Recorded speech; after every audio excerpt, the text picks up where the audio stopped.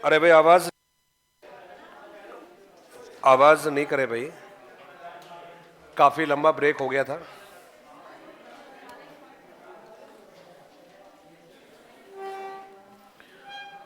तो हालचाल कैसे हैं आप सभी के? हालचाल बढ़िया है। चलिए,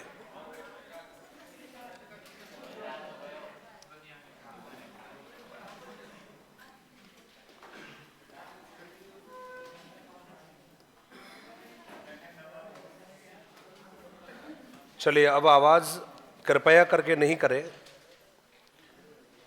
सबसे पहली बात जो हमने ब्रेक से पहले बात की थी, कहते साहब ये देश की तीसरे नंबर की शिक्षा नीति थी, क्योंकि उससे पहले दो शिक्षा नीतियां बन चुकी थी। एक थी 1968 में और दूसरी थी 1986 में। तो आपने सबसे पहले जवाब था भाई, यह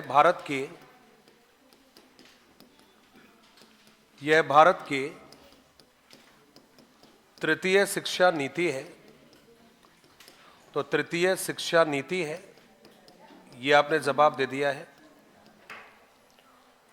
दूसरा जवाब है, इस शिक्षा नीति का निर्माण एक प्रसिद्ध वैज्ञानिक इसरो चीफ के कस्तूरी रंगन के नेतृत्व में बनाया गया। और इस शिक्षा नीति को बनाने के लिए 2017 में आपने एक कमेटी बनाई और उस कमेटी का अध्यक्ष बनाया था के कस्तूरी रंगन। 2019 में कमेटी ने अपनी रिपोर्ट भारत सरकार को सौंपी और 29 जुलाई 2020 या 19 या 24 कहां से हो जाएगा यार, 20 ही होगा। तो कहते हैं साहब कि वो तो ठीक है, वो हंसी आ रही थी, वरना कई लोग तो राजी हो जाते, बोला कोई दिक्कत नहीं, 24 सही, क्या फर्क पड़ रहा है। बाद में ख्याल आता कि नीति 2020 की है और महीना अभी चल रहा है, फरवरी स्टार्ट हुआ है और 29 जुलाई 2024 में भी मोहर लगा देते, क्या दिक्कत थी उसमें। तो 2017 में कमेटी गठित की। 2019 में कमेटी ने अपनी रिपोर्ट सौंपी भारत सरकार को और कैबिनेट मिनिस्ट्री ने 29 जुलाई 2020 को उस नीति पर मोहर लगा दी। मोहर लगा दी का मतलब है भाई, उसको स्वीकार कर लिया। उस शिक्षा नीति में कुल मिलाकर 4 भागों में विभाजित की गई और 4 भागों को 27 लेसनों में डिवाइड किया। अभी जो 4 जो लेसन बनाए आप लोगों ने, वो कौन कौन से थे? तो भाई, एक जो लेसन बनाया आपने, वो तो बनाया था प्रारंभिक शिक्षा। प्रारंभिक का मतलब हो गया है आपकी स्टार्टिंग की जो स्कूल एजुकेशन है, उसको आपने नाम दिया। दूसरे को नाम दे दिया आपने उच्च शिक्षा। तीसरे को आपने नाम दे दिया विचारणीय मुद्दे और चौथे को नाम दे दिया आपने क्रियान्वयन के चरण। तो पूरी की पूरी शिक्षा नीति को आप लोगों ने कितने भागों में डिवाइड किया? 4 भागों में। आप डायरेक्ट भी कह सकते हो। पहला भाग था स्कूल शिक्षा का, दूसरा भाग था उच्च शिक्षा का, तीसरा रखा आपने विचारणीय केंद्रीय मुद्दे और चौथा रखा था आपने क्रियान्वयन के चरण। इसका मतलब है कि भाई यह भारत की तृतीय शिक्षा नीति है। बात भी बिल्कुल ठीक है, क्योंकि उससे पहले 1968 में बन चुकी थी और 1986 में भी बन चुकी थी। इसलिए हमने जवाब दे दिया कि साहब ये भारत की तीसरे नंबर की शिक्षा नीति है। दूसरा जवाब दिया कि साहब शिक्षा नीति को बनाने के लिए, जो कि अभी अभी आपने कहा था कि शिक्षा नीति का निर्माण करने के लिए, और वर्ष भी हमें मालूम है, और वो जवाब दिया आपने 2017 में। के कस्तूरी रंगन वैज्ञानिक है, फेमस, पद्म विभूषण पुरस्कार प्राप्त है। तो आपने जवाब दिया के कस्तूरी रंगन के नेतृत्व में कमेटी यानी कि समिति आप लोगों ने गठित की। ये आपने जवाब दे दिया है।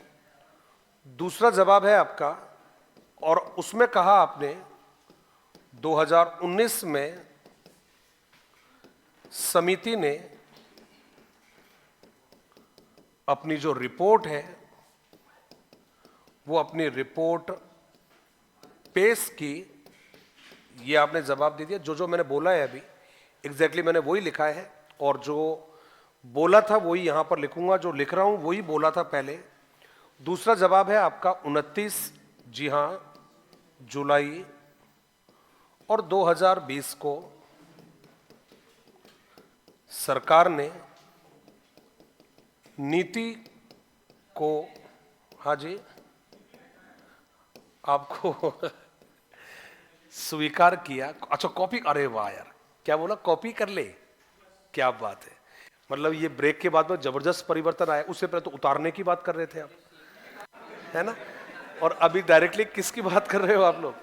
मजा आ गया ये तो यार, कॉपी। अच्छा अरे भाई साहब, डायरेक्ट इतनी सारी अंग्रेजी कैसे सीखी ब्रेक में, 5 मिनट में। अरे वाह, ये तो वो रैपिडेक्स भी फेल कर दिया आप लोगों ने, है ना, बोला कॉपी कर ले, है ना, वाह। हमने थोड़ी देर के लिए निगाहें क्या घुमा ली, आप तो पूरे अंग्रेज बन गए यार। चलिए, हाँ तो आपने जो कहा मैं भी वही बोलूंगा, कॉपी कर ले, कर ले कॉपी।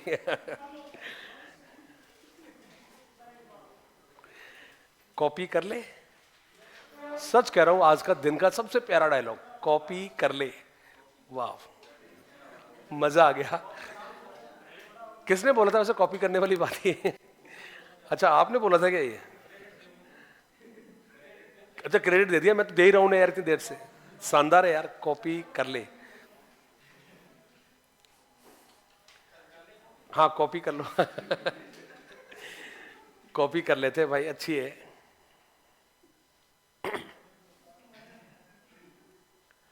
ये जो शिक्षा नीति है, मैं चाहूंगा कि इसकी जो सारी की सारी जो सुझाव है वो आपको क्लास में याद हो, और क्लास में याद हो जाएगा, कोई दिक्कत नहीं है बिल्कुल भी। इसलिए मैं छोटे छोटे वाक्यों में लिखवाऊंगा, और लिखवाने के बाद में एक स्लाइड को कंप्लीट करने के बाद में फिर आपसे पूछूंगा, ताकि आपको ये विश्वास हो जाए कि हाँ यार, ध्यान से यदि बातों को सुन लिया जाए तो वो चीजें हमें याद हो सकती है। मैं पूछूंगा नहीं।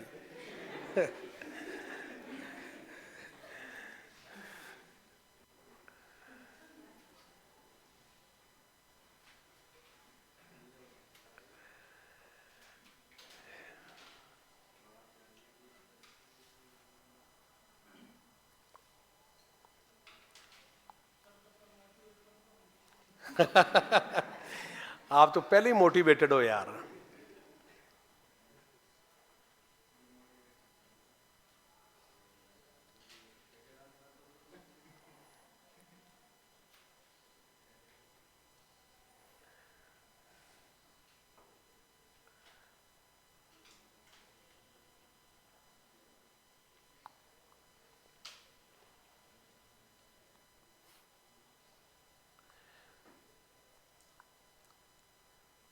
आज दोबारा कोहरा पड़ गया था, आज छोटा सा था, थोड़ा सा था, नहीं जल्दी था, मॉर्निंग में था, जल्दी था, उतना नहीं था लेकिन कोई थोड़ा बहुत था। सही कह रहे हो यार, बिल्कुल नहीं था। मैं तो केवल इतना सही कह रहा था कि दिसंबर में कोहरे सी लगती हो तुम। अब वो पहले ही मना कर रहा था, बोला नहीं था, तो मैं तो माहौल बना रहा था, मैं कहा था यार। तो मैंने तो केवल इतना सा कहा था कि दिसंबर में कोहरे सी लगती हो तुम, तुम्हारे अलावा कुछ दिखता ही नहीं है ना। तो किसी समझ गए?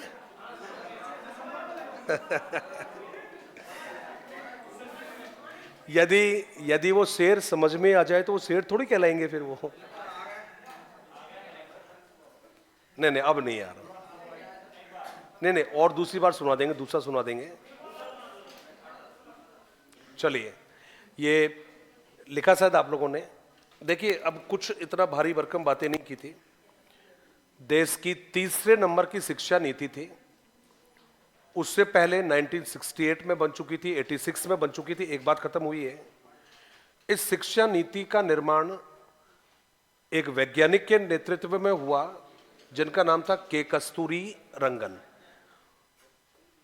उनके नेतृत्व में कमेटी बनाई 2017 में और रिपोर्ट कब दी? 2019 में। और इसको स्वीकृति कब मिलती है? तो आपने जवाब दिया 29 जुलाई 2020 आपने कहा है। कहते भाई इस शिक्षा नीति के या इस शिक्षा नीति में 4 भाग थे और लेसनों की संख्या थी 27। तो हमने जवाब दिया कि साहब इस शिक्षा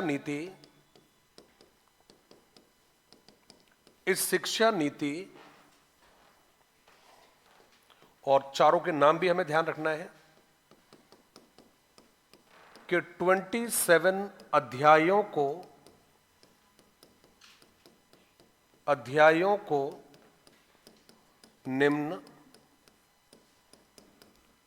4 भागों में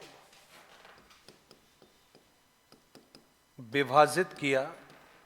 अब ये 4 जो लेसन जो थे आपके या 4 जो भाग थे इसके, वो कौन कौन से थे? तो आप डायरेक्टली कह सकते हो, पहला हो गया है स्कूली शिक्षा, विद्यालय शिक्षा आप कह सकते हो। सेकंड हो गया है उच्च शिक्षा। थर्ड जो नाम दिया है वो लिखा है आपने विचारणीय, केंद्रीय मुद्दे। और लास्ट जो लिखा है वो लिखा है क्रियान्वयन के चरण।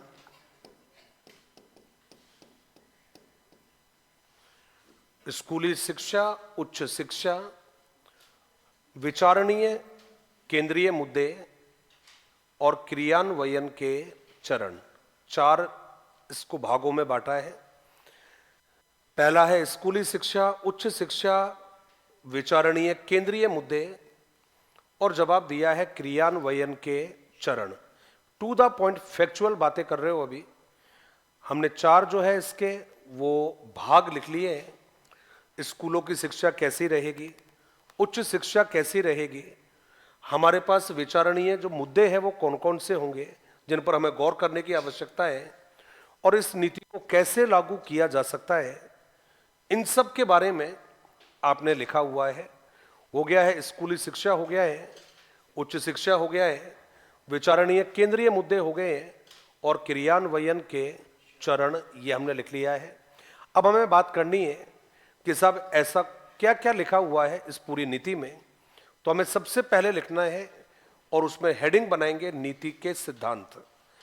ये नीति कुछ सिद्धांतों पर आधारित है और वो कौन कौन से सिद्धांत हैं इस नीति के, तो आप छोटा सा हेडिंग बनाकर लिखेंगे नीति के सिद्धांत। चूंकि मैंने कल भी आप लोगों को नहीं दिखा पाया था, प्रश्न थे आपके लिए, तो मैं चाहता हूं कि उनको जल्दी से एक बार आप तुरंत पढ़ कर उनका जवाब भी देना है और मैं आपका जो मेरा पढ़ाने वाला काम है उसको भी मैं जारी रखूंगा। तो मेरा पहला जो प्रश्न है आपके लिए वो प्रश्न है आपका, जल्दी से देखकर क्विकली जवाब देना है। नवाचार के बारे में प्रश्न पूछा है। प्रश्न क्या है कि भाई शिक्षा दर्शन के बारे में कोई कथन दे रखे 4, उनमें से एक गलत है, वो गलत कौन सा है बस वो आपको पता लगाना है। 4 ऑप्शन है, एक गलत है, 3 सही है। वो सही कौन सा है? मतलब बी गलत कह रहे हो आप। RSTB, Rajasthan state text book board, इसकी नोडल एजेंसी नहीं है, इसकी नोडल एजेंसी है RSCERT। ये पहला जवाब है। और सबसे मजेदार बात ये है कि साहब जितने भी ये नवाचार स्कूल में कोविड के टाइम पर चले हैं, उन सब की जो नोडल एजेंसी है वो आपने किसको बनाया था? RSCERT को। ये तो एक बोर्ड है जो 1973 में, मैं रिपीट कर रहा हूं, मेरी ईयर वाइज बातों को सुनना एक बार। आप बात कर रहे थे, कहते साहब 1973 में 1973 में इसको गठन करने की घोषणा की गई। 29 दिसंबर 1973 को, रिपीट कर रहा हूं, 29 दिसंबर 1973 को इसका रजिस्ट्रेशन किया और 1 जनवरी 1974 से इसने जयपुर में काम करना स्टार्ट किया, झालाना डुंगरी में, जो राजस्थान में कक्षा 1 से लेकर कक्षा 12वीं तक की जो किताबें हैं उनको छापने का काम और उनके वितरण काम करने का काम करता है, जिसका अध्यक्ष राजस्थान का शिक्षा मंत्री होता है। ये आपका पहला प्रश्न है, 20 का जवाब हो गया है। दूसरा जो प्रश्न था वो थोड़ा सा मुझे लगता है कि आसान ही है, चेहरे पर हंसी आ गई होगी आपके। तो कौन सा है? अब थोड़ा सा देख लेते हैं। 13 अप्रैल फर्स्ट हो गया है, 13 अप्रैल, उसके बाद में 13 अप्रैल 20 हो गया है, फिर आता है आपका 2 नवंबर 2020 और तीसरा आ जाता है 21 जून 21। अब हम थोड़ा चेंज करेंगे और चेंज क्या करने वाले हैं, तो पहला जवाब दिया 13 अप्रैल 20, क्लियर है। उसके बाद में हम करेंगे 26 अक्टूबर 20, 26 अक्टूबर 20, उसके बाद में करेंगे 2 नवंबर 20 और उसके बाद में 21 जून 21 और 21 जून 2021। इसका मतलब हुआ 3 इस्माइल और 2 आओ घर से सीखे। पांचों को दोबारा देख लेते हैं। 13 अप्रैल 20 इस्माइल हो गया है फर्स्ट, 26 अक्टूबर 20 आओ घर से सीखे फर्स्ट हो गया है, 2 नवंबर 20 आपका इस्माइल सेकंड हो गया है और उसके बाद में 21 जून 21 आओ घर से सीखे सेकंड, और इसी डेट से आपका क्या हो गया था, तो आपका जवाब हो गया है इस्माइल। अगला जो जवाब था आपका, ओ गड़बड़ हो गया ये तो, ऐसा थोड़ी होता है यार, ऐसा थोड़ी होता है भाई, चीटिंग है ये तो।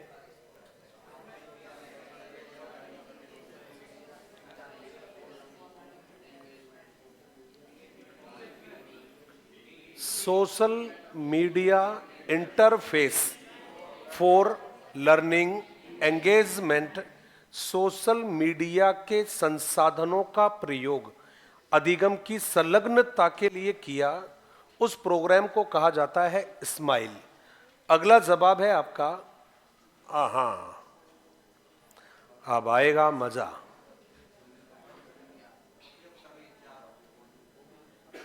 मैं तो कह दिया अब आएगा मजा।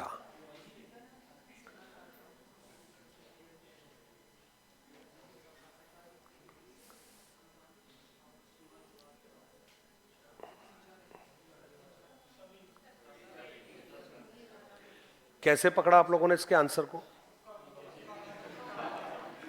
है कैसे पकड़ा आप लोगों ने? पकड़ लिया? बोला ऐसे ही है, हमारा क्या है, हम तो ऐसे ही पकड़ लेते हैं, है ना। तो बताओगे नहीं, मैं तो तारीफ कर रहा हूं, कैसे पकड़ा मतलब आपने?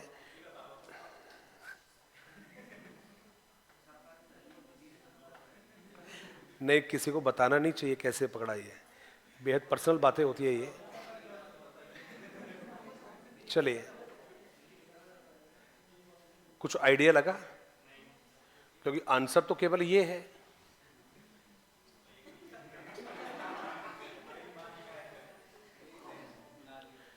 केवल सरकारी स्कूलों में, प्राइवेट स्कूल में तो खुद पढ़ा रहे थे वो तो, प्राइवेट स्कूल वाले तो उनकी मैडम है, उनके मास्टर खुद पढ़ा रहे थे उनके। तो अनुदान तो बंद हो गए राजस्थान में, माय गॉड, बंद ही कर दिए।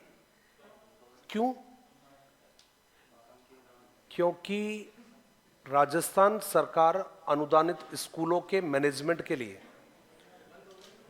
बंद नहीं किए, मर्ज कर दिए। राजस्थान गवर्नमेंट में विलय कर लिए हैं। अब वर्तमान में अनुदानित स्कूल नहीं है। सिक्कर रोड की तरफ कौन कौन रहते हैं आप में से? कोई नहीं, कोई बात नहीं, मैंने थोड़ा सा आपको जगह बता रहा था इसलिए, ताकि आपको क्लिक कर जाए इसलिए। सिक्कर रोड पर भवानी निकेतन नाम से स्कूल चलता था। भवानी निकेतन के स्कूल भी है, कॉलेज भी है, पॉलिटेक्निक भी है, बीएड कॉलेज भी है, गर्ल्स कॉलेज भी है, बॉयज़ कॉलेज भी है, इंजीनियरिंग कॉलेज भी है, तो बहुत बड़ा कैंपस है। तो भवानी निकेतन बॉयज़ स्कूल एडेड स्कूल था। उस एडेड स्कूल में जितने भी टीचर, अब भवानी निकेतन की हम बात नहीं कर रहे हैं, जितने भी स्कूल चल रहे थे एडेड स्कूल, उन सब स्कूलों को गवर्नमेंट ने मर्ज कर लिया और उन स्कूलों में जितना भी स्टाफ था उन सब स्टाफों को सरकारी नौकरी दे दी, क्योंकि सरकार अनुदान तो देती थी स्कूलों को, लेकिन वो स्कूल वाले पैसे को टीचरों को नहीं देते थे, केवल ब्लैंक साइन करवा लेते थे चेक के ऊपर और पैसा बहुत कम देते थे। यही कारण था कि सरकार का पैसा तो बराबर खर्च हो रहा है, लेकिन पैसा ना तो टीचरों तक पहुंच रहा है, ना अच्छी एजुकेशन दी जा रही थी। इसलिए सरकार ने इन स्कूलों को मर्ज कर दिया और इनके जो टीचर थे उन टीचरों को भी रेगुलर कर दिया। इसलिए केवल किसके लिए था ये? सरकारी स्कूलों के लिए था ये। पढ़ा भी था आप लोगों ने, लिखा भी था आप लोगों ने, राजस्थान स्कूल शिक्षा विभाग का कार्यक्रम, पहली लाइन लिखी थी, राजस्थान स्कूल शिक्षा विभाग के कार्यक्रम है ये। ओहो,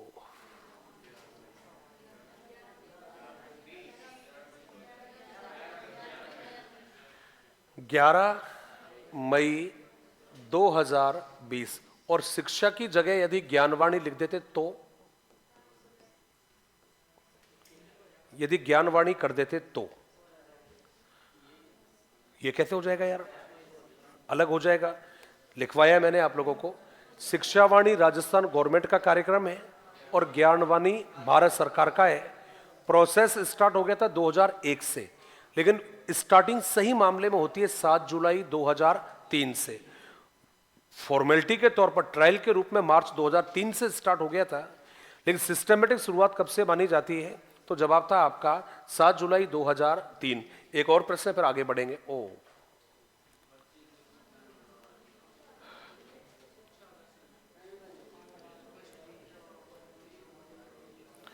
बच्चों देखो, कान लगाओ और रोज सवेरे 9 बजे हर घर घंटी बजे। वाणी सुनने के लिए काम आती है, दर्शन देखने को किया जाता है। तो अब मैच हुआ या नहीं हुआ? पहले में आ जाएगा स्माइल, पहले में स्माइल का मतलब 3 हो गया है, इसमें भी 3 दे रखा है। दूसरे में देखने के लिए चाहिए टीवी चाहिए, मतलब 1 आ जाएगा, 1 आ रहा है आपका यहां पर। और कान लगाओगे तो सुनोगे आप लोग, मतलब आ गया है 2, हो गया भाई आपका जवाब बी। क्लियर हुआ या नहीं हुआ? दोबारा बात कर लेते हैं। कहते साहब ये तो खैर स्माइल का ही ये तो टैग लाइन है। ये तो दूसरा बात है देखोगे, देखोगे तो उसको जो टीवी पर होगा, तो टीवी पर देखने वाली जो चीजें होती है वो देखी जाती है, और सुनने वाली जब बात करोगे आप, कान लगाने वाली, तो वाणी को सुना जाता है। इसलिए आपका जवाब क्या बन गया था? आपका जवाब बन गया था 1, 2, 3 का आपका बी जवाब। और बी का मतलब है पहले का हो गया है 3, दूसरे का हो गया है 1 और सी का हो गया है 2। अगला लास्ट प्रश्न है,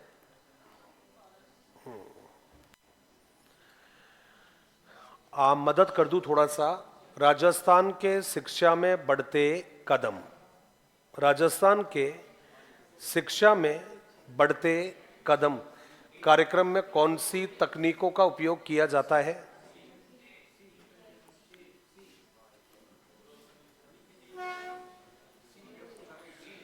डी, सी।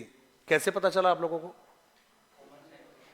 वाह, ग्रेट है, कमाल का कॉमन सेंस था आपका, तो पकड़ के तुरंत प्रश्न को आप लोग। तो अब कई बेचारे कंफ्यूज है कि बोले या नहीं बोले, है ना? कौन सा जवाब है? फर्स्ट, सेकंड, थर्ड या फोर्थ? पक्का?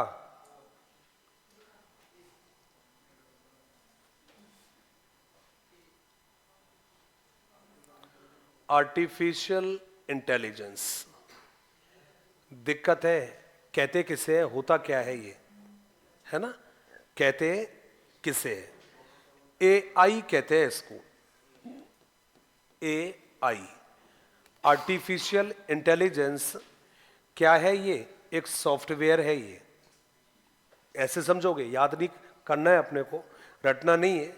एआई आर्टिफिशियल इंटेलिजेंस क्या? एक सॉफ्टवेयर का नाम है ये सॉफ्टवेयर क्या है? ये किसी भी बच्चे के आईक्यू को टेस्ट करने का काम करता है। अब आईक्यू टेस्ट करोगे तो भैया जी आपको मालूम चल जाएगा कि बच्चे की क्षमताएं कितनी हैं और जब बच्चे की क्षमताएं आप लोगों को मालूम चल जाएगी तो हम क्या कर सकते हैं, उसके लिए शिक्षण की व्यवस्था कर सकते हैं। तो शिक्षण की व्यवस्था करने के लिए आपने आर्टिफिशियल इंटेलिजेंस बनाया, करंट जीके का प्रश्न बनता है ये। और आपको अच्छे से मालूम है जो आप लोगों ने राजस्थान की शिक्षा में बढ़ते कदम जो प्रोग्राम था, इस प्रोग्राम को चलाया था आपने। लर्निंग में लॉस हुआ था कोविड काल में, और उस कोविड काल में जो बच्चों का लर्निंग लॉस हुआ है, उस लॉस को दूर करने के लिए, उपचारात्मक शिक्षण करने के लिए इस प्रोग्राम को चलाया गया, जिसमें बच्चा जब आपका सत्र में आएगा, एडमिशन जब लेगा, तो उसकी नॉलेज को टेस्ट किया जाएगा। और उसकी नॉलेज को टेस्ट किया जा सकता है आज किसके माध्यम से, एआई के माध्यम से। और एआई का मतलब होता है आर्टिफिशियल इंटेलिजेंस। अब जल्दी से बात कर लेते हैं कि आपकी एनईपी 2020 के कुछ सिद्धांतों के बारे में आप बात कर रहे थे, और वो जो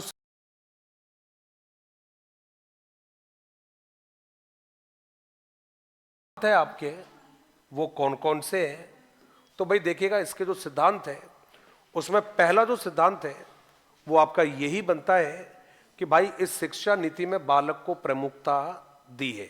एक लाइन जवाब है, बालक को प्रमुखता दी है, बालक को केंद्र बिंदु माना है। अब जब बालक को केंद्र बिंदु माना है और आपने कह दिया है कि साहब इस शिक्षा नीति का जो केंद्र है वो केंद्र कौन है, बालक माना जाएगा।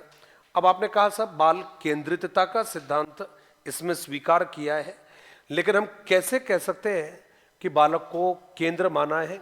तो इसमें क्लियरली लिखा हुआ है कि साहब बालक की क्षमताओं को पहचाना जाएगा, बालक की योग्यताओं को ध्यान में रखा जाएगा, बालक की जो आवश्यकताएं हैं उन आवश्यकताओं को महत्व दिया जाएगा। इसका मतलब है इस शिक्षा नीति में सबसे ज्यादा महत्व किसको दिया है, बालक को दिया है। इस शिक्षा नीति का केंद्र बिंदु कौन है, बालक है। इस शिक्षा नीति में किसके विकास पर बल दिया है, बालक के विकास पर। इस शिक्षा नीति में बालक के कौन से पक्षों के विकास पर बल दिया है, सर्वांगीण पर। इसलिए आपका पहला है कि भाई इस नीति का जो केंद्र है वो तो बालक माना जाता है, क्योंकि बालक की क्षमताओं के विकास का ही लक्ष्य इसमें रखा गया है। आपने कहा ठीक है सर, ये तो समझ में रहेगा, और बताइए।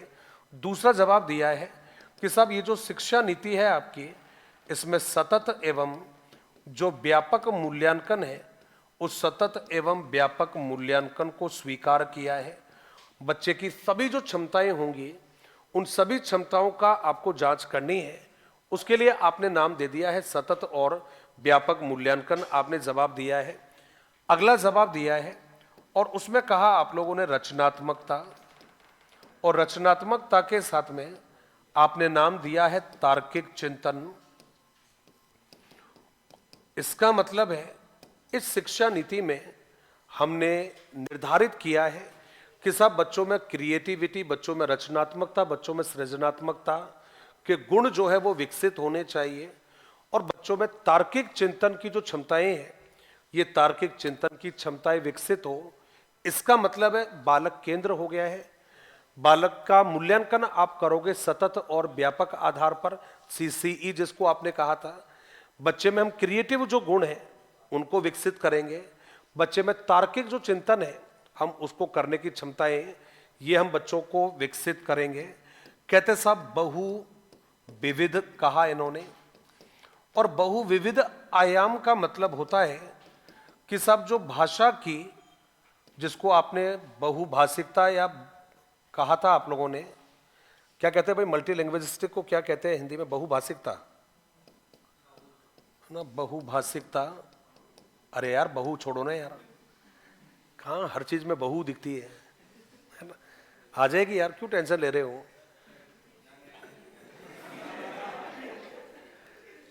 तो मतलब ऐसा क्या नाराज होके गई, क्या बात है, नाराज होके गई क्या बात है।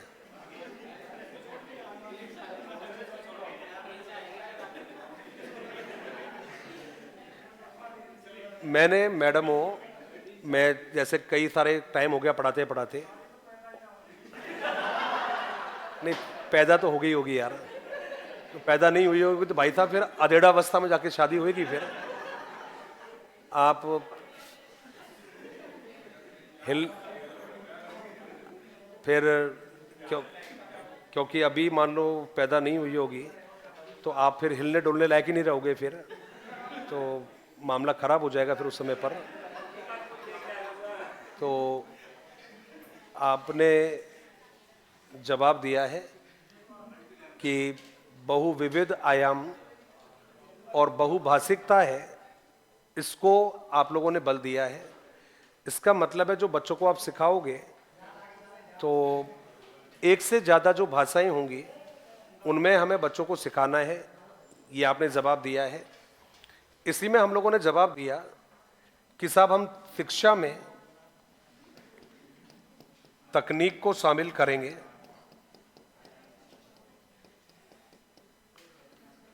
शिक्षा में तकनीक को हम शामिल करेंगे और यही कारण है कि हमारे यहाँ पर आईसीटी को ज़्यादा तवज्जो दिया है। आईसीटी का मतलब है कि जो आपका इंफॉर्मेशनल कम्युनिकेशनल टेक्नोलॉजी है, सूचना संप्रेषण तकनीक कहते हो, इस पर बल दिया है इस शिक्षा नीति में। नेक्स्ट जवाब रहेगा कि भाई यही वो शिक्षा नीति है आपकी जिसमें एक तरफ आपने कह दिया है मानवीय, दूसरी तरफ आपने कहा है नैतिक और तीसरा कहा है आपने संवैधानिक। जो मूल्य होते हैं हमारे, उन मूल्यों पर आपने बल दिया है। इसका मतलब है इस शिक्षा नीति के माध्यम से ये प्रयास हम लोगों ने किया कि बच्चों में मानवीय मूल्य आ जाए, बच्चों में नैतिकता के गुणों का विकास हो और बच्चे में जो हमारे संवैधानिक मूल्य हैं, अब चाहे उसमें आप स्वतंत्रता की बात करें, समानता की बात करें, चाहे भाईचारे की बात करें, अधिकारों के प्रति और कर्तव्यों के प्रति जो जवाबदेहिता है वो विकसित होगी, ये हमने जवाब दिया है इस वाली शिक्षा नीति में। अगला जवाब है हमारा और वो है भाई देखो लोचशीलता।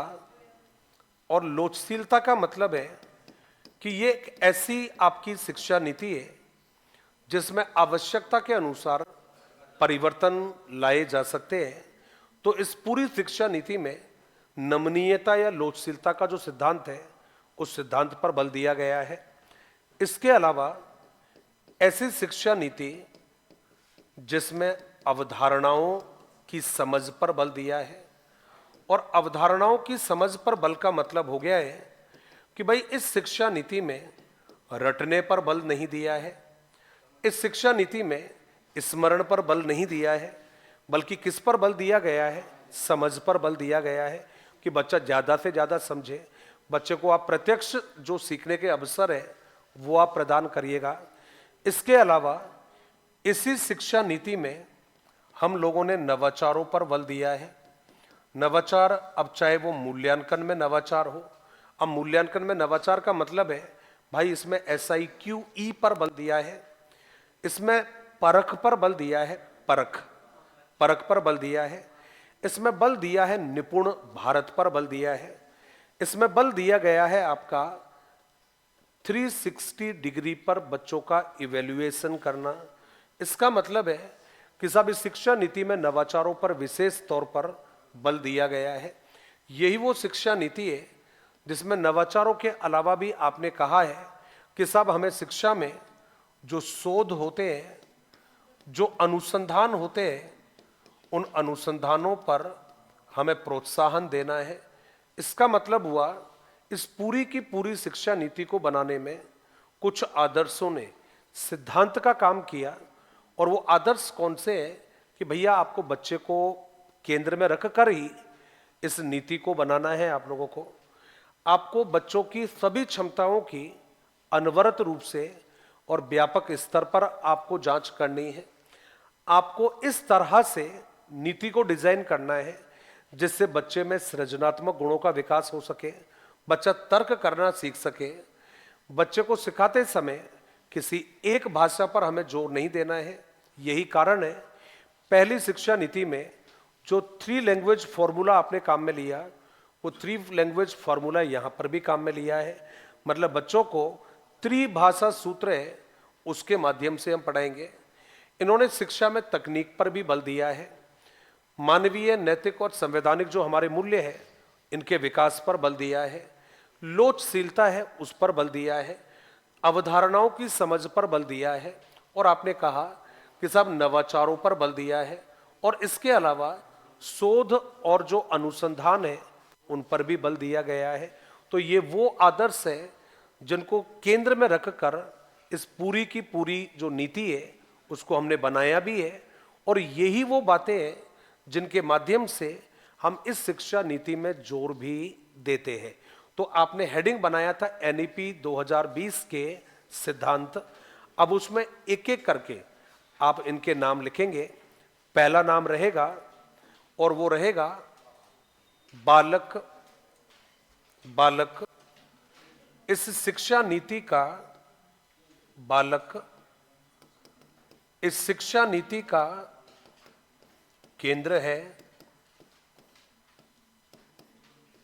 बालक इस शिक्षा नीति का केंद्र है, जिसको हम डायरेक्टली भी कह सकते हैं बालक केंद्रितता का सिद्धांत।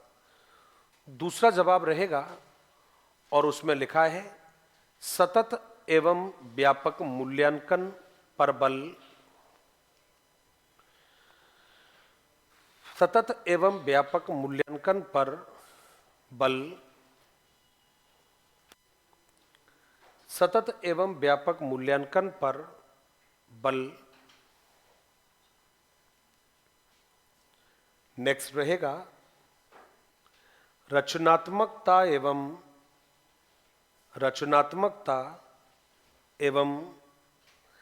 तार्किक चिंतन पर बल।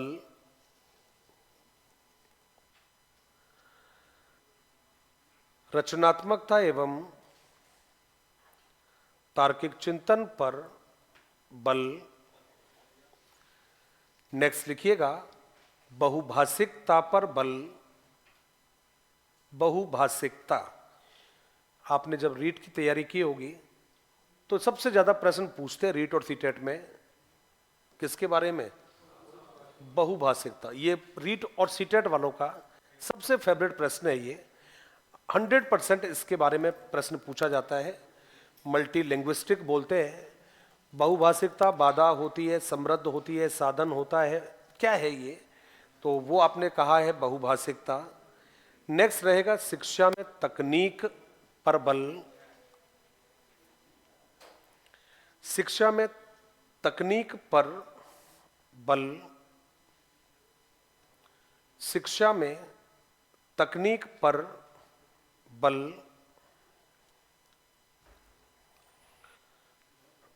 नेक्स्ट रहेगा मानवीय नैतिक वैधानिक मूल्यों पर बल।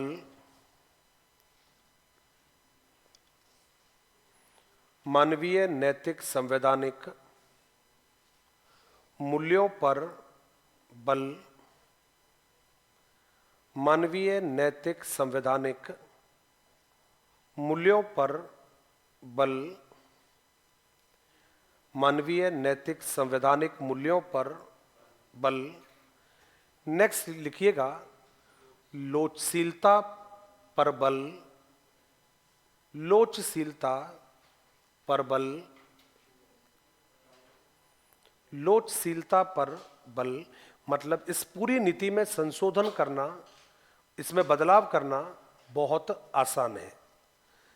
नेक्स्ट लिखेंगे अवधारणाओं की समझ पर बल। अवधारणाओं की समझ पर बल। अवधारणाओं की समझ पर बल। नेक्स्ट लिखेंगे नवाचारों को प्रोत्साहन। नवाचारों को प्रोत्साहन। और लास्ट लिख दीजिएगा शोध एवं अनुसंधानों पर बल। लोचशीलता का मतलब होता है जिसमें परिवर्तन करना सरल हो। इस पूरी शिक्षा नीति में बदलाव करना आसान है, इसीलिए हमने क्या नाम दे दिया इसको लोचशीलता। लोचशीलता का मतलब होता है जिसमें बदलाव लाना हमारे लिए आसान होता है। अब देखिए, ये तो आपने कुछ पॉइंट है जो आपने लिखे हैं। अब यहां पर सबसे पहले जो विशेषता है आपकी, वो आप लिखेंगे हेडिंग कर कर, और वो रहेगा आपका शिक्षा का नवीन प्रारूप। शिक्षा का नवीन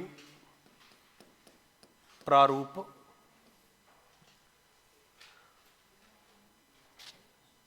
शिक्षा का नवीन प्रारूप।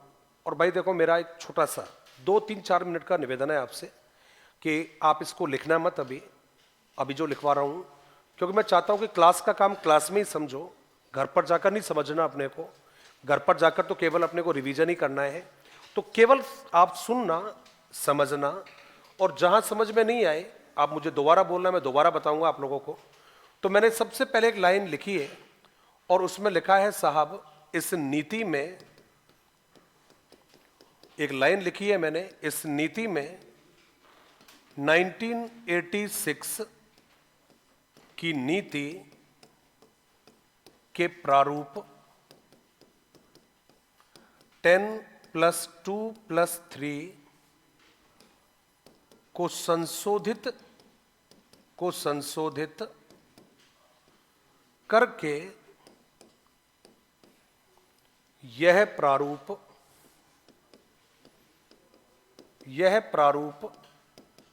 प्रस्तुत किया। अब आप कहोगे गुरुजी कौन सा प्रारूप है जो प्रस्तुत किया? तो भाई देखिएगा, सबसे पहले ये आपको ध्यान में रखना है, और वो क्या है भाई, ये प्रारूप हो गया है अब नया। पहले कौन सा था? 10+2+3, अब हट गया है। अब क्या आ गया है? 5+3+3+4। ये इंपॉर्टेंट है। ये प्रश्न बनता है हमारे लिए पहला कि साहब इस शिक्षा नीति में एजुकेशन का जो नया फॉर्मेट दिया वो कौन सा हो गया है? 5+3+3+4। अब देखिए, मन में प्रश्न आना स्वाभाविक है, यार ये 5+3+4 क्या है ये? तो देखो भाई, इसको मैंने लिख दिया है, और वो लिख दिया है, पहला नाम लिख दिया है 5 वर्ष। पहला नाम 5 ही था उधर। अब 5 वर्ष जो रहेंगे पहले, इस पहले 5 वर्ष को हमने आधार कहा है। अब इसको आधार भी कहोगे तो चलेगा। इंग्लिश में इसको कहा है फाउंडेशन स्टेज, और फाउंडेशन को हम कहते हैं आधार स्तर। आपने कह दिया है, तो एक तो जवाब है 5 वर्ष। क्या नाम दिया है? आधार स्तर, इसको कह दिया है। अब ये जो आधार स्तर है आपका, इसका जो समय है, ये समय कब से कब तक रहेगा?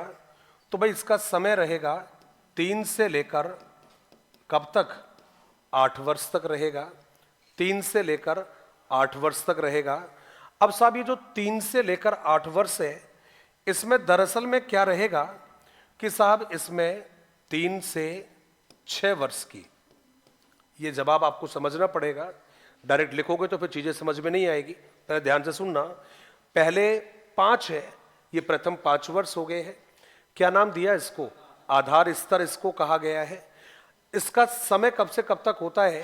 3 से लेकर 8 वर्ष तक होता है। अब इस 3 से 8 में जो 3 से 6 वर्ष जो रहेगा, इसको कहा आपने पूर्व बचपनावस्था कहा इसको। पूर्व बचपनावस्था कहा इसको। और ये जो पूर्व बचपनावस्था होती है, हमें मालूम है यहां पर बच्चा आंगनवाड़ी, और आंगनवाड़ी के अलावा बालवाड़ी कह दिया है आपने।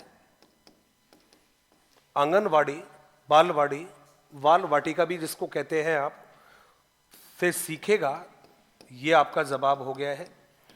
अब साहब कहते हैं कि पहला जवाब तो हो गया है 5 वर्ष, नाम दिया आधार वर्ष, समय कब से? 3 से 8 वर्ष तक। इस 3 से 8 वर्ष में जो 3 से 6 वर्ष का समय है, उसको क्या नाम दिया?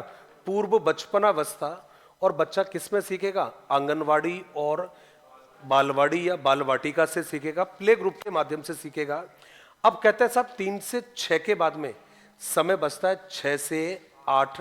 तो अब ये जो 6 से 8 का जो समय है आपका, ये 6 से 8 का मतलब हो गया है कक्षा 1 और कक्षा 2।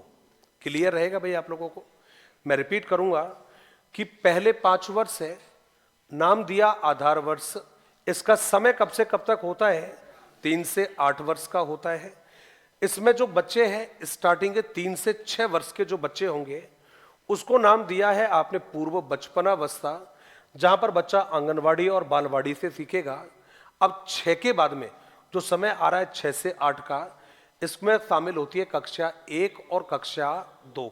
इसका मतलब है साहब, ये जो आधार स्तर है आपका, इसमें 3 वर्ष जो रहेगी आपकी, ये 3 वर्ष तो रहती है आपकी अनौपचारिक शिक्षा की, कह दीजिएगा विद्यालय पूर्व अवस्था होती है, और 6 से 8 में बच्चा पहली और दूसरी क्लास में आ जाएगा। उसके बाद में अगला नाम आएगा, और अगले का नाम दिया है आपने 3 वर्ष। अभी जो 3 वर्ष है, इसको आपने नाम दिया है तैयारी का स्तर। तैयारी स्तर कह दीजिएगा डायरेक्टली, ये तैयारी स्तर हो गया है। प्रिपरेटरी स्टेज इसको हम कहते हैं, और प्रिपरेटरी स्टेज का मतलब होता है तैयारी का स्तर।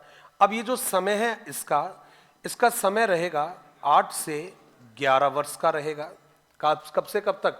8 से 11 वर्ष रहेगा।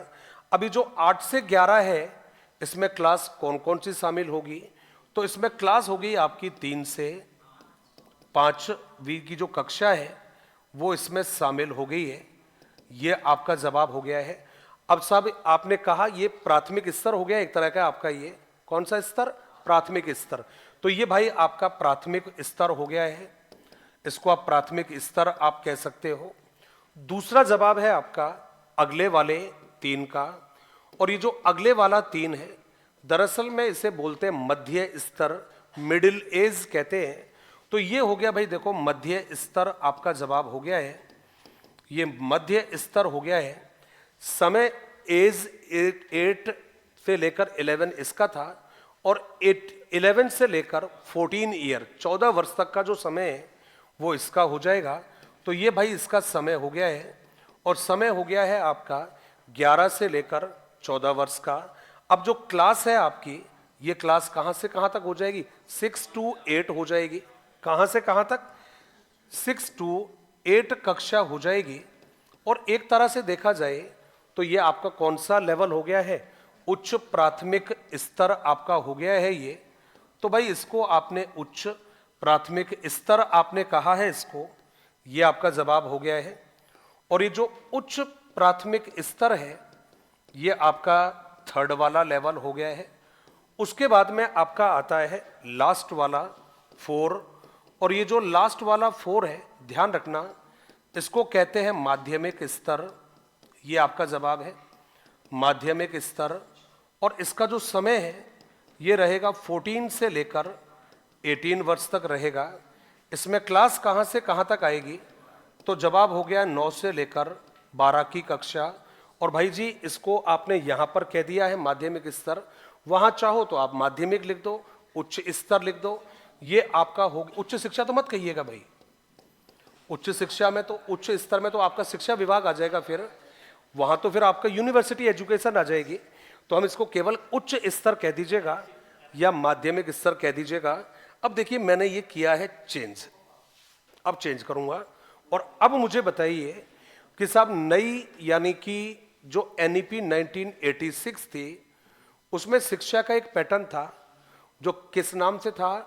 10+2+3, ये आपका एजुकेशन का सिस्टम था। अब हमारा जवाब ये है कि साहब एनईपी 2020 में जो शिक्षा का पैटर्न बना है वो किस नाम से बना है? 5-3-3-4, ये आपका क्लियर हुआ। अब जो पहला 5 है उसका मतलब हो गया है 5 वर्ष की शिक्षा होगी ये, और 5 वर्ष की जो शिक्षा होगी उसे क्या नाम दिया था आपने? आधार स्तर आपने कहा था।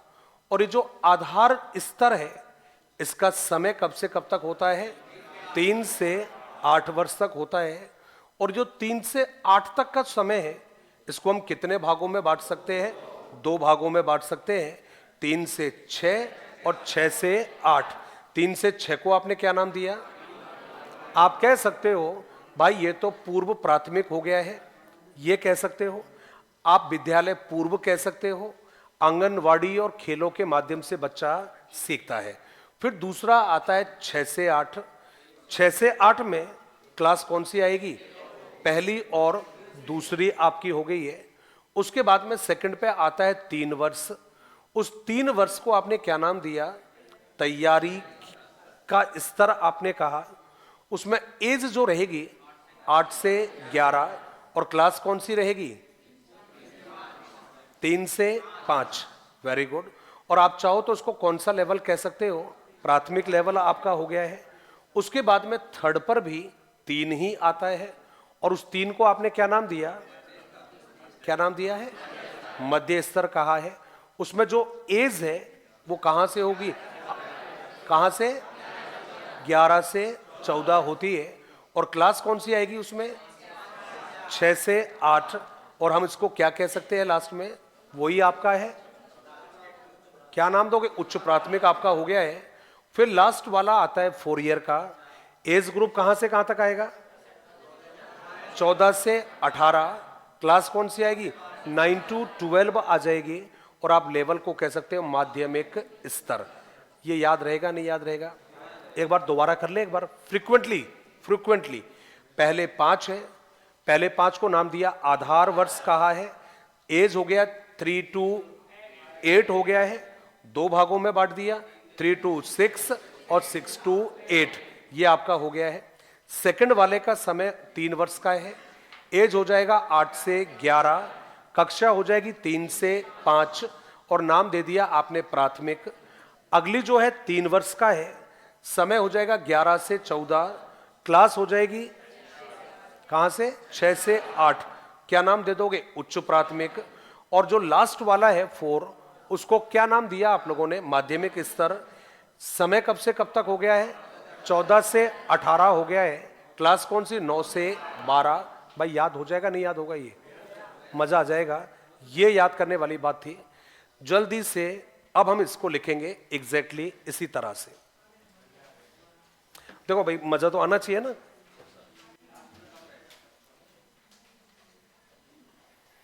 जल्दी से फटाक से एक बार लिखेंगे। मैं चेक करूंगा लिख रहे हो नहीं लिख रहे आप लोग। साफ सुथरा लिख रहे हो या नहीं लिख रहे हो देखना तो पड़ेगा एक बार। हाँ बिल्कुल लिखना पड़ेगा। उतारना पड़ेगा, क्या करना पड़ेगा?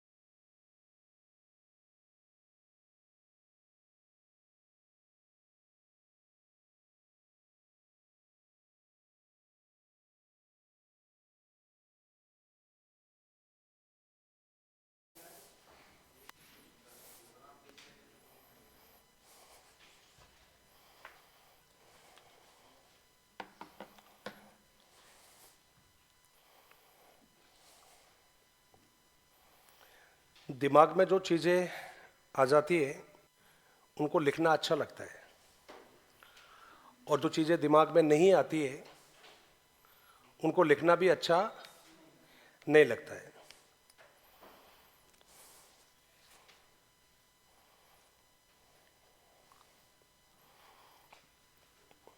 यहां से प्रश्न बनेगा, ध्यान रखना ये।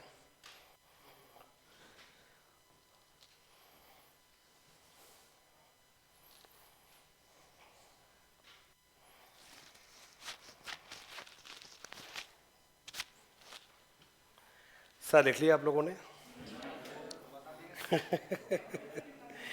अच्छा बताओगे?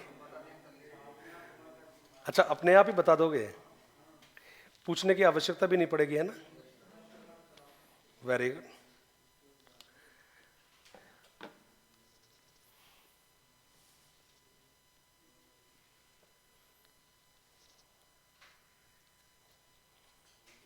एज और नाम, ये दो चीजें महत्वपूर्ण है, ये किसी की भी।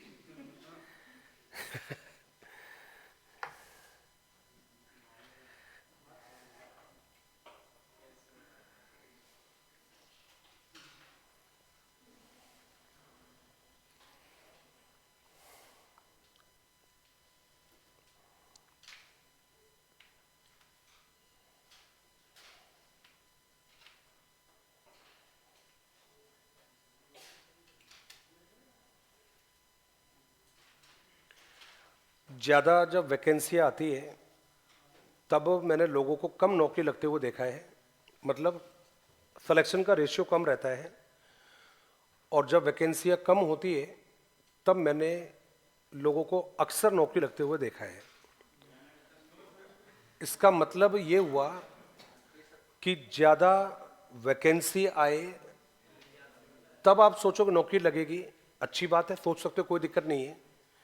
लेकिन जब कम वैकेंसियां हो, कहीं पर भी फॉर्म आए, कहीं पर भी वैकेंसी निकले और कम वैकेंसी आए, तो ये मत सोचना यार मेरा नहीं होगा, इसमें फॉर्म नहीं डालूंगा मैं। वैकेंसी कहीं पर भी निकले, चूंकि आप तैयारी कर रहे हो आप लोग, और आपको एग्जाम देनी है, फॉर्म भी डालने हैं। एक वर्ष में यदि आपने सपोज करिए 4 फॉर्म डाल दिए और 4 परीक्षाएं दे दी आपने, इसका मतलब है आपको सफलता के लिए मात्र 25% रिजल्ट चाहिए आपको। 25% का मतलब है 4 में से 1 परीक्षा पास करनी है आपको, तो भी 1 वर्ष में नौकरी लग जाओगे। और जब आप 1 वर्ष में केवल 1 ही फॉर्म डालते हो, वहां पर आपको रिजल्ट चाहिए होता है 100%। थोड़ा सा भी चूक गया तो बात खराब हो जाती है। इसलिए कोई सा भी फॉर्म निकले, आपका रेंज में आ रहा है, वहां पर आपको अप्लाई करने में बिल्कुल हेजिटेट नहीं करना है, क्योंकि कई बार पता नहीं होता हमारी किस्मत के बंद ताले कहां पर खुल जाए। नेक्स्ट जो जवाब है आपने शायद लिख लिया आप लोगों ने, ये सबने लिखा क्या भैया?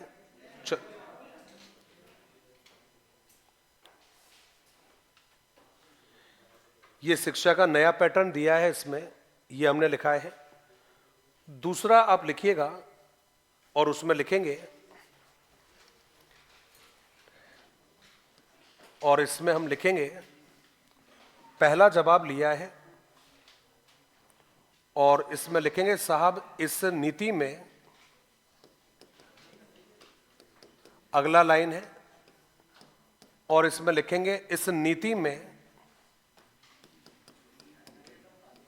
मानव संसाधन एवं विकास मंत्रालय का नाम बदल दिया था भाई। पहले मानव संसाधन विकास मंत्रालय MHRD मिनिस्ट्री थी, अब इसको कह दिया मिनिस्ट्री ऑफ एजुकेशन। तो आपने जवाब दिया इस नीति में मानव संसाधन एवं विकास मंत्रालय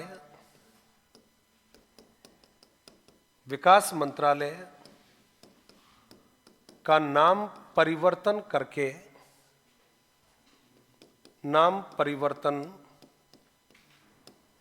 करके शिक्षा मंत्रालय किया। ये देखो भाई, एक और आपने काम कर दिया है। पहले जो था इसका नाम जो था वो बदल दिया था आपने। अब इतना ध्यान रखना, 1985 से पहले, 1985 से पहले इसको शिक्षा मंत्रालय ही कहा जाता था। लेकिन 1985 में आपने इसका नाम बदला और क्या कर दिया था, MHRD। मैं रिपीट कर रहा हूं, 1985 से पहले इसका नाम शिक्षा मंत्रालय ही था। 1985 में आपने कर दिया MHRD और 2020 में आपने दोबारा इसका नाम क्या कर दिया है, शिक्षा मंत्रालय। तो अब इसका वर्तमान में नाम क्या है, शिक्षा मंत्रालय। भाई जब आप बात करोगे तो याद जरूर रखना आप लोगों को, और याद केवल ये रखना है कि साहब इसके जो अध्यक्ष है, इसके जो मुखिया है, उसका नाम जरूर याद रखिएगा। करंट जीके में प्रश्न बनेगा ये। अभी तो प्रधान जी है इसके अध्यक्ष, धर्मेंद्र प्रधान। किसके प्रधान, शिक्षा जो मंत्री है या शिक्षा जो मंत्रालय है, इसके जो मुखिया है वर्तमान में वो कौन है, धर्मेंद्र प्रधान। भाई इलेक्शन भी होंगे आपको मालूम है अभी कुछ महीनों के बाद में, तो वहां पर इतना ध्यान रखना, कोई भी आए कोई जाए उसे फर्क नहीं पड़ता। अपने तो फर्क इस बात से पड़ता है कि इस मंत्रालय का जो अध्यक्ष है वो कौन रहेगा उसके समय, ये आपको थोड़ा सा ध्यान रखना। तो आपने कह दिया साहब वर्तमान में जो इसके अध्यक्ष है वो कौन है भाई, तो आपने जवाब दे दिया वर्तमान में तो इसके जो अध्यक्ष है वो है धर्मेंद्र प्रधान। ये वर्तमान में इसके अध्यक्ष है, ये ध्यान रखना आप लोग। और भैया देखो करंट जीके में ये प्रश्न बन जाएगा, यदि अध्यक्ष बदलता है तो उस अध्यक्ष को थोड़ा सा आप ध्यान में रख लेना। तो अध्यक्ष वर्तमान में धर्मेंद्र प्रधान साहब है इसके। मंत्रालय को आपने कह दिया है शिक्षा मंत्रालय, और पहला जो था इसका नाम था MHRD, मानव संसाधन एवं विकास मंत्रालय। अगला जवाब हम लिखेंगे और कहते हैं साहब, अब मैं बार बार नहीं लिखूंगा, इस नीति में हम डायरेक्टली लिखेंगे। और उसमें लिखा हम लोगों ने MPhil की डिग्री को, है ना, डिग्री का मतलब उपाधि हो गया है, को समाप्त कर दिया गया, या केवल इतना ही कहते हैं कि कर दिया, मतलब इस नीति में एक डिग्री को खत्म कर दिया है। और वो डिग्री कौन सी है, MPhil की डिग्री है। मतलब अब सरकार को लगता है कि ये डिग्री किसी काम की नहीं है। पहले क्या था, लेक्चरर बनने के लिए ये डिग्री काम आती थी, पहले आपका प्रोफेसर बनना है तो आपके काम आती थी, और PhD करते थे तो भी ये काम आती थी। अब आजकल क्या है कि आप लेक्चरर बन सकते हो नेट के आधार पर, अब आप PhD कर सकते हो बिना MPhil के। तो भाई ये लेक्चरर बनने के लिए और डॉक्टरेट करने के लिए पहले ये पायदान हुआ करता था, अब ये पायदान की आवश्यकता नहीं है, डायरेक्ट आप लेक्चरर बन सकते हो, डायरेक्टली आप PhD कर सकते हो। तो जब ये बीच में जरूरत ही नहीं है तो इसको क्या कर दिया, समाप्त कर दिया इसको। तो कौन सी डिग्री समाप्त की इस नीति में, तो जवाब है आपका MPhil की। दूसरा जवाब है आपका, बहुत इंपॉर्टेंट है ये, चाहो तो पहले सुन लेना ध्यान से एक बार। कहते साहब ये हमारी उच्च शिक्षा की, ये रिपीट कर रहा हूं, जो हमारे उच्च शिक्षा के संस्थान हैं, इन उच्च शिक्षा के संस्थानों के लिए एक एकीकृत संस्थान स्थापित किया है जिसको नाम दिया था HECI। क्या नाम दिया है, HECI, higher education commission of India. मैं रिपीट करूंगा एक बार दोबारा से, भारत में उच्च शिक्षण संस्थाओं के लिए एक नई संस्था की स्थापना कर दी, उसको नाम दिया है HECI। और HECI का मतलब होता है higher education commission of India, भारतीय उच्च शिक्षा आयोग इसको नाम दिया। तो हमने लिखा है साहब, भारत में उच्च शिक्षा के संस्थानों के लिए, उच्च शिक्षा के संस्थानों के लिए HECI,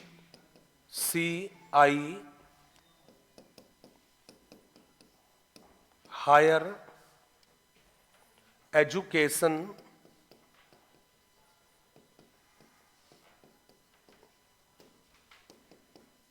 commission of India, bracket में जरूर लिखेंगे भारतीय उच्च शिक्षा आयोग, भारतीय उच्च शिक्षा आयोग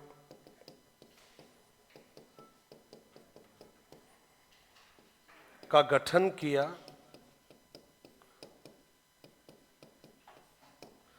भारतीय उच्च शिक्षा आयोग, higher education commission of India, higher education commission of India, जिसको HECI आपने कह दिया है। HECI, higher education commission of India की स्थापना की। इंपॉर्टेंट है ये, मैंने इंपॉर्टेंट मेंशन कर दिया है। NEP 2020 में उच्च शैक्षिक संस्थानों के लिए कौन से केंद्र की स्थापना की? HECI की। HECI की फुल फॉर्म होती है higher education commission of India, जिसको आपने नाम दिया है भारतीय उच्च शिक्षा आयोग। शायद लिख लिया आप लोगों ने, ये लिखा शायद? नहीं नहीं, कोई बात नहीं, लिख लेते ना आराम से। लिख लिया? ओ, HECI, higher education commission of India. क्या कह रहे थे?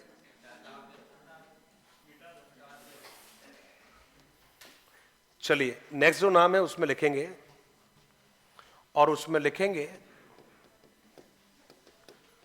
कक्षा 5 तक बालकों को, कक्षा 5 तक बालकों को मातृभाषा में शिक्षा की व्यवस्था होगी।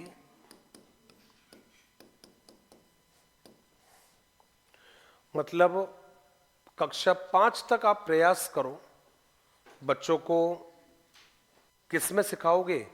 मातृभाषा में सिखाओगे, ये आपने जवाब दिया है। नेक्स्ट लिखेंगे कक्षा 6 से व्यावसायिक शिक्षा, कक्षा 6 से व्यावसायिक शिक्षा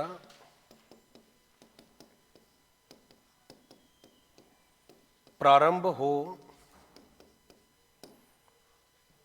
कक्षा 6 से व्यावसायिक शिक्षा प्रारंभ हो 2025 तक,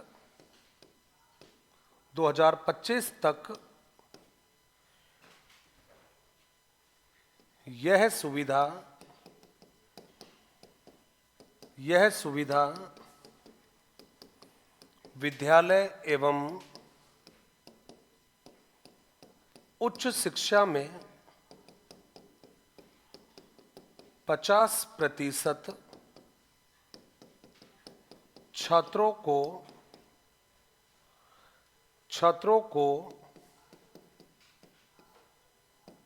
मिल जानी चाहिए। इंपॉर्टेंट है भाई, ध्यान रखना। व्यावसायिक शिक्षा का मतलब है रोजगार की शिक्षा। ट्रेनिंग ऐसी दे दो बच्चों को कि भाई कम से कम अपने पैरों पर खड़ा हो सके, अपनी आजीविका खुद कमा सके। इसके लिए आपको व्यावसायिक जो शिक्षा है ये कौन सी क्लास से स्टार्ट करनी है? 6ठी क्लास से। पहले कहाँ से स्टार्ट करते थे? 8वीं क्लास से। अब कहाँ से कर दिया? 6ठी क्लास से। और आपको 2025 तक 50% जो स्टूडेंट है उनको ये शिक्षा आपको दे देनी है। ये अपने आप में बहुत इंपॉर्टेंट बनता है। ये उम्मीद है शायद आपने लिख लिया ये। और यार उम्मीद क्यों तोड़ते हो यार? लिख कर तो बैठा, तो लिख तो लिया। ऐसा थोड़ी होता है यार, स्मार्ट भाई बनना चाहिए जहाँ जरूरी हो यार। बेवजह स्मार्ट, मैंने क्या कहा? बेवजह स्मार्ट। जो होते हैं उनको बनने की जरूरत ही नहीं पड़ती उनको, है ना? और जो बनते हैं वो नहीं बन पाते फिर।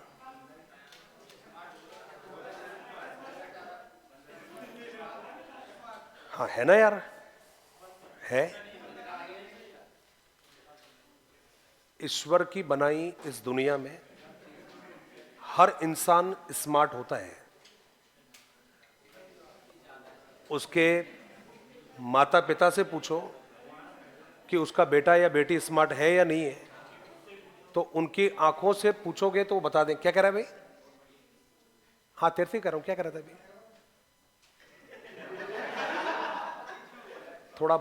थोड़ा बड़ा हो जाए यार, है ना? चलिए नेक्स्ट आ जाइए।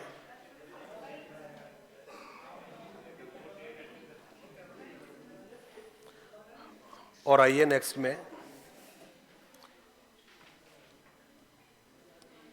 2026 तक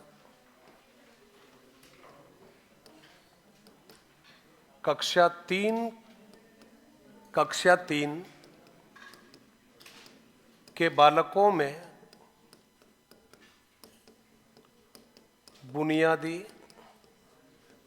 साक्षरता एवं संख्या ज्ञान कक्षा तीन। अरे यार आप देखो, बेफिजूल में क्यों हंस रहे हो आप, है ना? वजह होती है तो समझ में आती है। और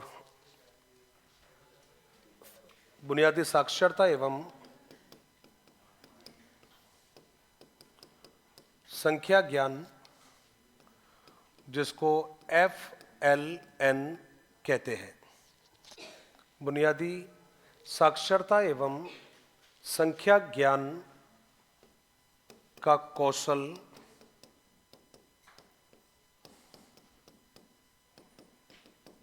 विकसित करना बहुत ज़्यादा इंपॉर्टेंट है और परीक्षा में आने लायक है। FLN, F को कहते हैं फंडामेंटल, L का मतलब literacy and numeracy. Fundamental, literacy and numeracy. देखिए साहब, और क्लास में सुनने पढ़ने का यही फायदा होता है, कभी पढ़ते समय घबराहट नहीं होती यदि समझा जाए तो। आपको ध्यान है हमारे यहाँ पर जब लैंग्वेज आप लोगों ने पढ़ी होगी, हिंदी इंग्लिश संस्कृत जो भी है, तो उसमें आपको ध्यान है हमारे वहाँ पर कौशल चलते हैं, स्किल चलते हैं। और स्किल को आपने नाम दिया था LSRW। LSRW। तो सही मामले में देखा जाए तो कोई बच्चा अच्छे से लिसन कर सकता है, अच्छे से उच्चारण कर सकता है, अच्छे से बच्चा पठन कर सकता है और अच्छे से बच्चा लेखन कर सकता है, तब तो आप कहोगे उस बच्चे में भाषा के कौशल है उसके अंदर। क्या?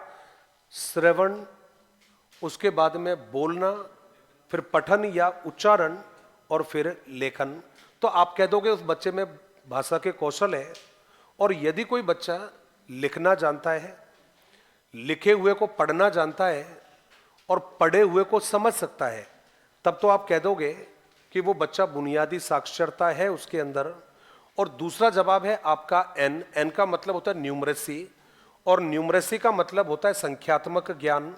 देखो भाई, संख्यात्मक ज्ञान का मतलब हुआ कोई बच्चा संख्याओं को लिखना, संख्याओं को समझना, संख्याओं के आधार पर गणना करना यदि बच्चा कर सकता है, तब आप कहोगे कि बच्चे में न्यूमरेसी है। और यदि बच्चा लिखना, पढ़ना, पढ़े हुए को समझना जानता है, तब आपका जवाब रहेगा कि बच्चे में बुनियादी साक्षरता है। हमने ये उद्देश्य रखा था कि 2026 तक कक्षा 3 के जो बालक हैं, कक्षा 3 तक नहीं बोला इसने, केवल क्या बोला है, कक्षा 3 के जो बालक होंगे, उन कक्षा 3 के बालकों में बुनियादी साक्षरता और संख्या ज्ञान का जो कौशल है वो विकसित हो जाना चाहिए, जिसको आपने नाम दिया था FLN। FLN का मतलब फंडामेंटल लिटरेसी, लिटरेसी का मतलब होता है लिखना, पढ़ना और समझना, और न्यूमरेसी का मतलब होता है संख्या ज्ञान। मैं चाहता हूं एक बार आप ब्रैकेट में लिख दीजिएगा भाई, बुनियादी साक्षरता से अभिप्राय, बुनियादी साक्षरता से अभिप्राय, बुनियादी साक्षरता से अभिप्राय लेखन, पठन, जिसको आप रीडिंग बोलते हो, एवं समझने से होता है तथा संख्यात्मक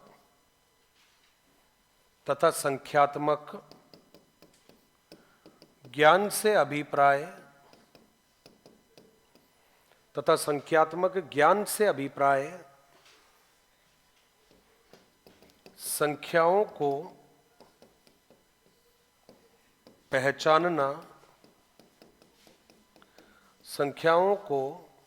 पहचानना एवं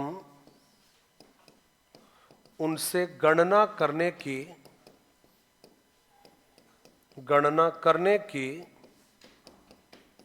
योग्यता। देखो भाई, ये लाइन मेरा लिखवाई है, इसका मतलब है जगह इंपॉर्टेंट है, ये परीक्षा में आने लायक प्रश्न है ये एफएलएन का। एफएलएन फंडामेंटल बुनियादी बोलते हैं, एल का मतलब होता है लिटरेसी साक्षरता होता है, एन का मतलब होता है न्यूमरेसी बुनियादी साक्षरता एवं संख्या ज्ञान। बच्चा लिखना जानता हो, लिखे हुए को पढ़ सके, जो पढ़ रहा है उसके अर्थ को समझ रहा है, तब तो आप कह दोगे कि बच्चे में फंडामेंटल लिटरेसी है। और न्यूमरेसी का मतलब होता है संख्याओं को लिखना, संख्याओं को पहचानना और संख्याओं के आधार पर गणना करना।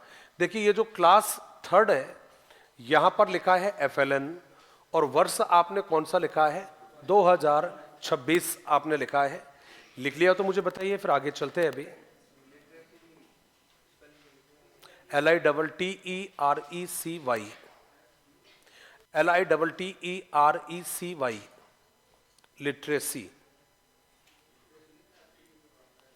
अच्छा, प्रश्न भी आ गया एक, जल्दी से एक प्रश्न है उसको देख लेते हैं, क्विकली जवाब दे देना, टाइम बिल्कुल नहीं लगाना है। गाड़ी तो अटकेगी,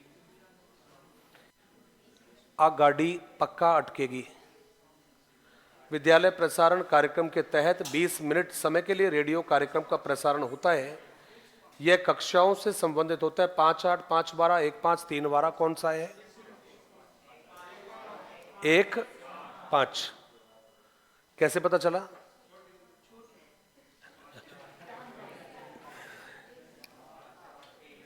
तो आपको तो अच्छे से पता है, आपने तो पढ़ा भी था कि जो आपका रेडियो वाला कार्यक्रम था शिक्षा वाणी, वो तो 1 to 12th में चलता था, याद हो तो आप लोगों को। 2 आपको ध्यान था स्लॉट थे, एक था प्रारंभिक के लिए, एक माध्यमिक के लिए। प्रारंभिक में आपने कहा था 1 to 8 वाला, और दूसरा बताया था आपका 9 to 12th वाला। तो मुझे लग रहा था कि याद नहीं आ रहा, अभी आ रहा नहीं आ रहा? कौन सा? हो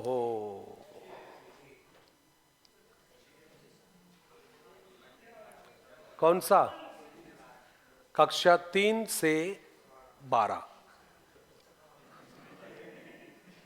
आपने जवाब दिया है, और ये जवाब दिया था आपका 12:35 से लेकर 12:55 तक।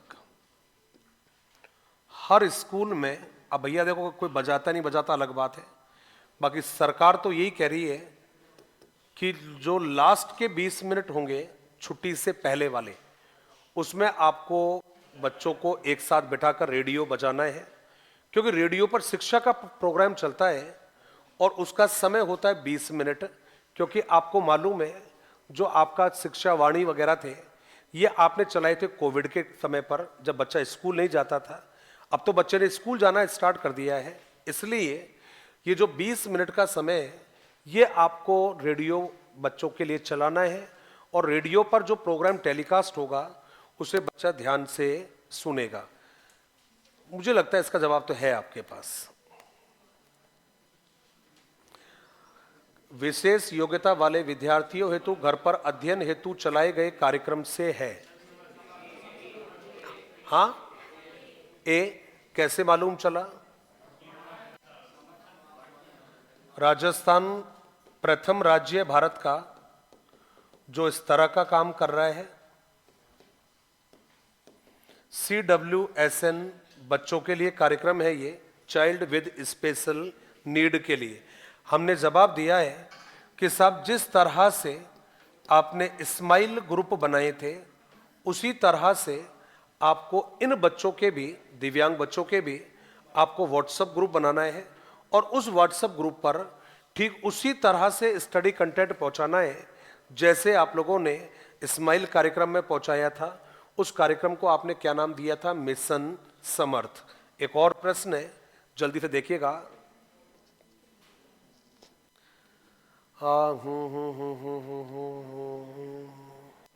क्या हो गया है?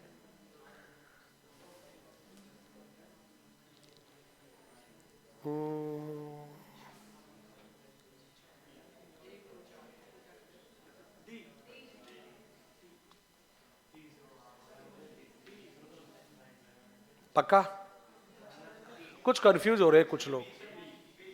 अरे देवताओं, ये तो 2017 में चलाया था। 5 सितंबर 2017, कोविड से पहले टीचरों के व्यक्तिगत शैक्षिक व्यावसायिक विकास के लिए। हाँ, स्माइल 2020-21, शिक्षा दर्शन 1 जून 20, शिक्षावाणी 11 मई 20। ये वाला 2018-19 का सेशन राइज का पूछोगे तो, और केवल दीक्षा का पूछोगे तो 5 सितंबर 2017 टीचरों के लिए, शिक्षकों के व्यक्तिगत शैक्षिक और व्यावसायिक उन्नति के लिए। थर्ड वाला नहीं है, थर्ड वाला नहीं है तो हो गया ना ये फर्स्ट, सेकंड और फोर्थ। लास्ट प्रश्न, ये तो आप जवाब दे दोगे। मुस्तफा मनोवर, क्या नाम था? मुस्तफा, कक्षा फर्स्ट टू सेकंड। अरे यार,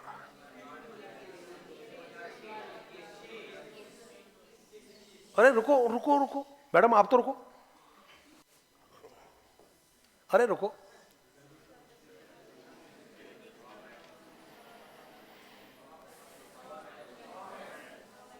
गला दबा दूंगा। क्या जवाब रहेगा? कॉपी में क्लियर लिखवा रखा है?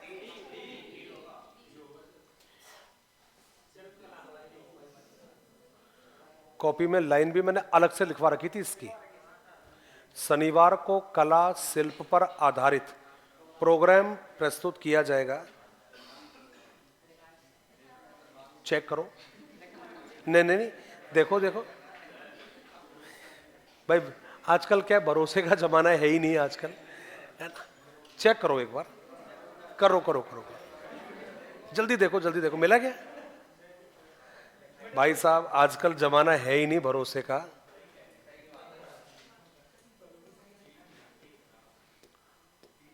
दो 2030 तक के लिए आपने ये निर्धारित कर रखा है। दो बातें बहुत, नहीं नहीं यार, पढ़ाई भी जरूरी है। 2030 तक के लिए 2 व्यवस्थाएं आपने कर दी, और 2 व्यवस्थाएं कौन कौन सी थी? पहली व्यवस्था तो ये की थी कि देखो भाई, समावेशी, ये आपने कह दिया है कि 2020 तक समावेशी, और समावेशी के साथ में हमने एक नाम और दे दिया है, और वो है समतामूलक शिक्षा के अवसर। ये आपने जवाब दे दिया है, शिक्षा के अवसर सभी के लिए, एक तो ये आपने कह दिया है। और दूसरी बात कही है 2030 में ही, ये भी 2030 के लिए है, और ये आपने कह दिया है, और उसमें नाम दिया है विद्यालय शिक्षा में, विद्यालय शिक्षा में 100% नामांकन करना। इसका मतलब हो गया है कि भाई 2030 तक आते आते आपको स्कूल में हर बच्चा जो है वो आपका स्कूल में होना चाहिए। कोई भी ऐसा बच्चा नहीं हो जिसका दाखिला स्कूल में नहीं हो। कहाँ से कहाँ तक, तो आपने जवाब दिया है 3 से लेकर 18 वर्ष के जो बच्चे हैं वो सारे कहाँ होने चाहिए, स्कूल में होने चाहिए। अब आप कहोगे सर 3 से 18 है या 6 से 18? नहीं भाई, अब तो हो गया है 3 से 18। उसका कारण है क्योंकि 3 से 6 वर्ष के जो बच्चे हैं उनको आपने शामिल कर दिया था यहाँ पर। तो आपने जवाब दिया 2030 तक समावेशी समतामूलक शिक्षा के अवसर सभी के लिए। 2030 तक विद्यालय शिक्षा में 100% नामांकन दर की आपने बात कर दी है। आपने कहा ठीक है सर, ये तो याद रहेगा, इसके अलावा कौन सा जवाब है? तो भाई ध्यान रखना है आप लोगों को, और वो जवाब है आपका कक्षा 6 से बालकों को कोडिंग सिखाना प्रारंभ होगा।